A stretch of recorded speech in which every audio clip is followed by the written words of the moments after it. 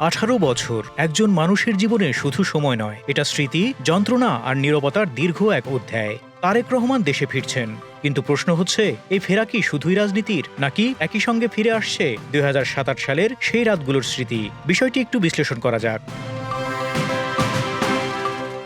2007 সালের কথা, তত্ত্বাবধায়ক সরকারের সময়। বাংলাদেশের রাজনীতিতে তখন চরম অস্থিরতা, জরুরি অবস্থা, গ্রেপ্তার, জিজ্ঞাসাবাদ, সব মিলিয়ে ভয় ও অনিশ্চয়তার সময়। ওই সময়ে গ্রেপ্তার হন বিএনপির সিনিয়র নেতা তারেক রহমান। বিভিন্ন রাজনৈতিক বক্তব্য ও ঘনিষ্ঠ সূত্র অনুযায়ী হেফাজতে থাকার সময় তিনি শারীরিক নির্যাতনের শিকার হন বলে অভিযোগ রয়েছে। তবে এই অভিযোগ কখনোই আনুষ্ঠানিক বিচারিক প্রক্রিয়ায় নিষ্পত্তি হয়নি, কিন্তু রাজনীতির ইতিহাসে এটি একটি গভীর দাগ, গভীর ক্ষত।